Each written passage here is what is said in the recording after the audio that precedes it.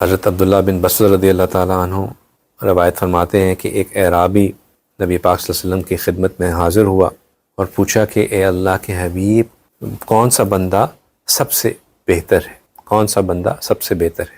تو آپ صلی اللہ علیہ وسلم نے فرمایا کہ مبارک ہے وہ بندہ جس کی عمر طویل ہو اور اس کے عمل اچھے ہوں، یعنی کہ جس کو اللہ تعالیٰ نے زندگی لمبی دی ہو اور اس لمبی زندگی کو اس نے اچھے اعمال کے ساتھ گزارا ہو۔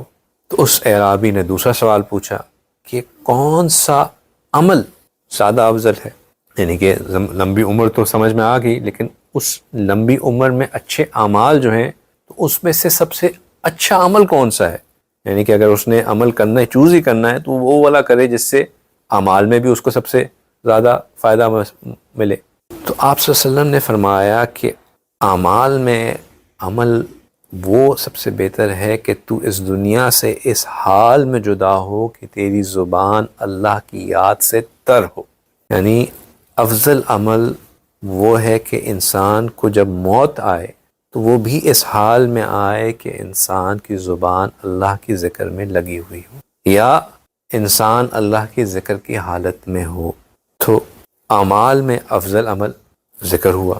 ایک اور حدیث مبارکہ میں آپ صلی اللہ علیہ وسلم نے فرمایا کہ ایک بندہ ہے جس کی جھولی کے اندر بہت سارے دراہم ہیں اور ان دراہم کو اللہ کے راستے میں خرچ کر رہا ہے، اور ایک دوسرا بندہ ہے جس کے پاس نہ مال ہے نہ پیسہ ہے اور وہ بیٹھا اللہ کا ذکر کر رہا ہے۔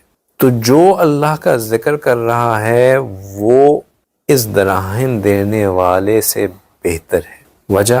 وجہ یہ کہ ہو سکتا ہے کہ دراہم دینے والے کے اندر کوئی عجب آ جائے، کوئی اس کے اندر تکبر آ جائے کہ دیکھو میں کس طرح اپنا مال لوگوں میں خرچ کرتا ہوں، کس طرح جو ہے میں لوگوں کی مدد کرتا ہوں، یا دکھلاوا آ جائے، شو آف آ جائے کہ میں لوگوں کے سامنے خرچ کروں کہ میری واہ واہ ہو۔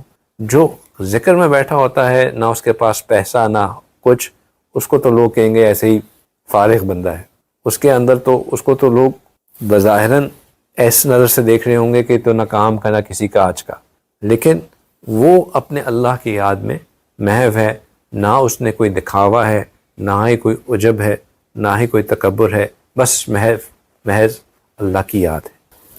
ایک صحابیہ نے آپ صلی اللہ علیہ وسلم سے عرض کیا کہ یا رسول اللہ صلی اللہ علیہ وسلم مجھے کوئی وصیت فرما دیجئے۔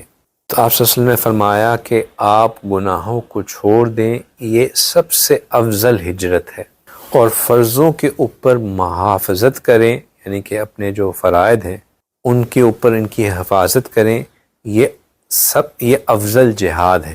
اور پھر فرمایا کہ اور اللہ کے ذکر کی کثرت کریں تو کوئی چیز اللہ کے پاس ایسی لے کر نہیں جا سکتی جو اللہ کو بہت محبوب ہو، سوائے اس کے کہ آپ نے اللہ کا ذکر کثرت کے ساتھ کیا ہو۔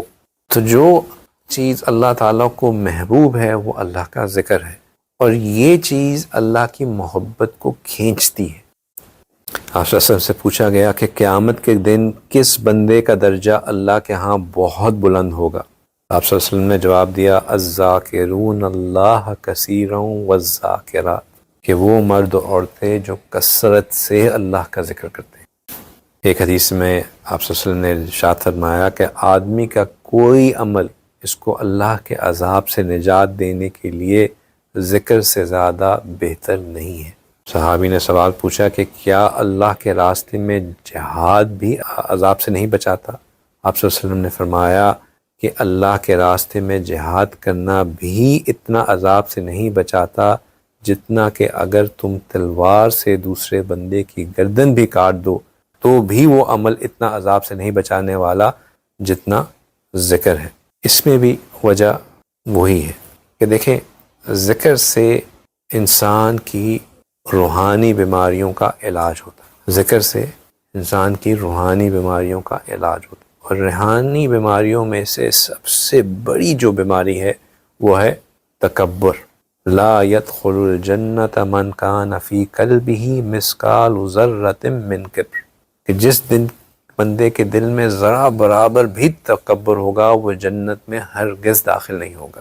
اب اس تکبر کو مٹانے کے لیے، عجب کو مٹانے کے لیے، غصے کو مٹانے کے لیے، بخل کو مٹانے کے لیے نہ تو اس میں علم کام آتا ہے، نہ ہی اس میں حافظ ہونا کام آتا ہے، نہ ہی عالم ہونا کام آتا ہے، نہ ہی کوئی دائی ہونا کام آتا ہے، لیکن جو چیز کام آتی ہے وہ کثرت سے ذکر کرنا ہے۔ ان روحانی بیماریوں کا علاج ہے ہی ذکر کے، ہے ہی ذکر کے اندر، اور یہی وجہ ہے کہ نبی پاک صلی اللہ علیہ وسلم فرما رہے ہیں کہ اللہ کی راہ میں جہاد کرنے سے بھی زیادہ بڑا افضل عمل ذکر ہے۔